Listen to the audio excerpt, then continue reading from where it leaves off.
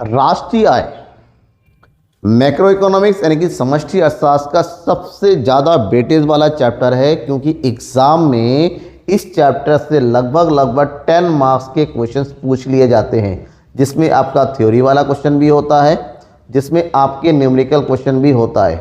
ठीक है, कुछ बोर्ड में न्यूमेरिकल क्वेश्चन नहीं आते हैं, जैसे यूपी बोर्ड में न्यूमेरिकल क्वेश्चन नहीं पूछे जाते हैं, बट यूपी बोर्ड में, एमपी बोर्ड में, छत्तीसगढ़ बोर्ड में न्यूमेरिकल क्वेश्चन अक्सर पूछे जाते हैं। तो हम बात करेंगे कि राष्ट्रीय आय के लेखन से मोस्ट इंपॉर्टेंट टॉपिक्स कौन कौन से हैं, क्योंकि इस चैप्टर के मैंने इंपॉर्टेंट क्वेश्चन आंसर, इस चैप्टर के एमसीक्यूज, इस चैप्टर के शॉर्ट क्वेश्चन आंसर सब कुछ बता दिया है।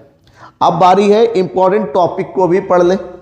अगर आपको चैप्टर पढ़ना है तो डिस्क्रिप्शन में लिंक दिया हुआ है बेटा, देखिएगा, समष्टि अर्थशास्त्र और व्यष्टि अर्थशास्त्र का प्रॉपर लिंक गिवन है।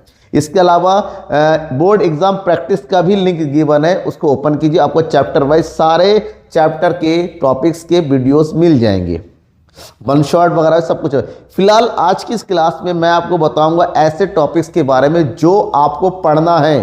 पढ़ा मैं चुका हूं, अगर कोई टॉपिक आपको समझ में नहीं आ रहा है तो मुझे कमेंट बॉक्स में बताएंगे, सर ये वाला टॉपिक समझ में नहीं आ रहा है, जो आपने बताया है उसके बारे में मैं आपको या तो वीडियो सेंड करूंगा या अगले वीडियो में उसको एक्सप्लेन भी कर दूंगा। तो बात हम करते हैं राष्ट्रीय आय यानी कि नेशनल इनकम, इंग्लिश में बोलते हैं नेशनल इनकम, क्योंकि फिलहाल कुछ बच्चे इंग्लिश मीडियम के भी है, तो आपको पता होना चाहिए नेशनल इनकम यानी कि राष्ट्रीय आय, जो आपके बुक का चैप्टर नंबर 2 है, और इस चैप्टर से आपके 10 मार्क्स के लगभग क्वेश्चंस मिल जाएंगे। 10 मार्क्स में आपके 2 एमसीक्यूज हो जाएंगे, ठीक है, 2 आपके शॉर्ट क्वेश्चन हो सकते हैं और एक आपका लॉन्ग क्वेश्चन हो जाएगा। लॉन्ग क्वेश्चन में आपका थ्योरी भी हो सकता है, प्लस इसमें आपका न्यूमेरिकल भी हो सकता है, ध्यान में रखना। तो इस चैप्टर से किन किन टॉपिक को पढ़ा जाए, अगर हम टॉपिक टू टॉपिक पढ़ने की बात करते हैं तो ध्यान में रखना, इस चैप्टर में बहुत सारे ऐसे टॉपिक है जो हम पढ़ सकते हैं, लेकिन उसमें से सबसे इंपॉर्टेंट जो बनता है वो पढ़ना है। सबसे पहला टॉपिक वो है राष्ट्रीय आय की अवधारणाओं के बारे में। राष्ट्रीय आय की अवधारणाएं, अगर हम राष्ट्रीय आय की अवधारणाओं की बात करते हैं, इंग्लिश में बोलते हैं एग्रीगेट्स ऑफ नेशनल इनकम।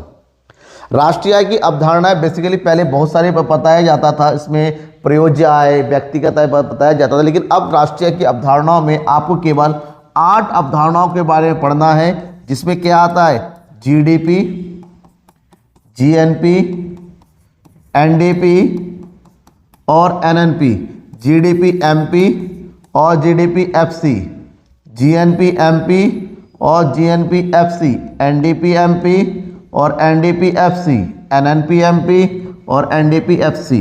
इसमें अगर बात करें कि सर इन 8 में सबसे ज़्यादा इंपॉर्टेंट कौन है एग्जाम के हिसाब से, इन 8 में सबसे ज़्यादा इंपॉर्टेंट है आपका सकल घरेलू उत्पाद।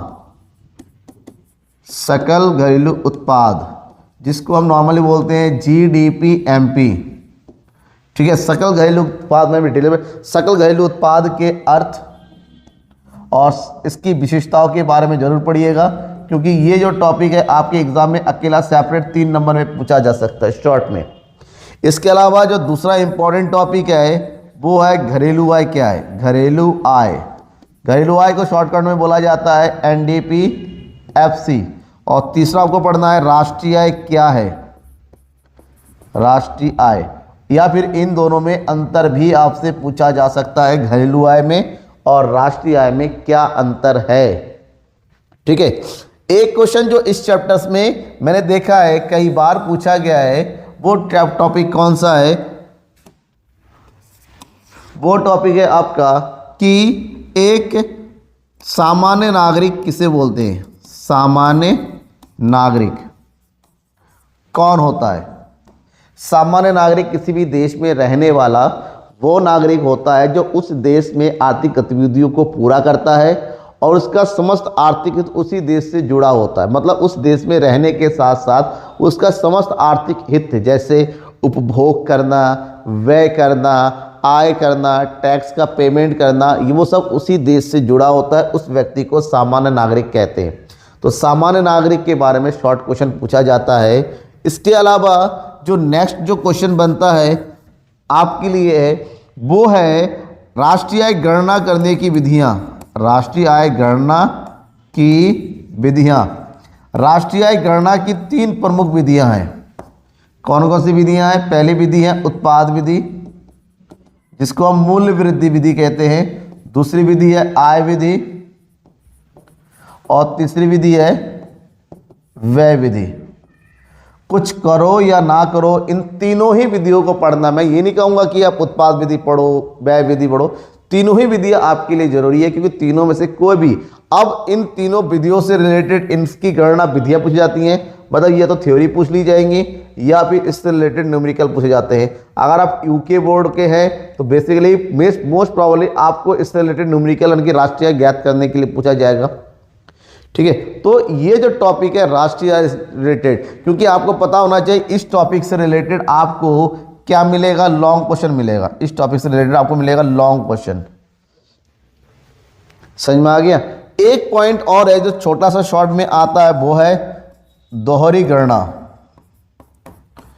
दोहरी गणना क्या होता है? दोहरी गणना की समस्या बोलते हैं। दोहरी गणना की समस्या को कैसे दूर किया जा सकता है, एक टॉपिक ये पढ़ना है। दोहरी गणना की समस्या मतलब जब राष्ट्रीय आय की गणना में किसी भी एक के मद को एक से ज़्यादा बार जोड़ लिया जाता है तो उससे दोहरी गणना कहते हैं। इससे क्या होता है ना, राष्ट्रीय आय की मूल्य जो सामान्य है उससे कई गुना ज़्यादा बढ़ जाती है, तो इससे समस्या बहुत ज़्यादा आती है, इन्फ्लेशन बढ़ने लगता है देश का।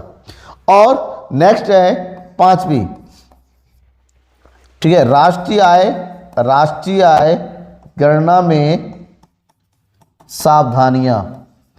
राष्ट्रीय आय गणना करते वक्त क्या क्या सावधानियां बरतनी चाहिए, यानी कि राष्ट्रीय आय में क्या क्या शामिल होगा और क्या क्या शामिल नहीं होगा। इस चैप्टर से भी ये 5 प्रमुख टॉपिक है, मेन टॉपिक है जो आपको पढ़ना है।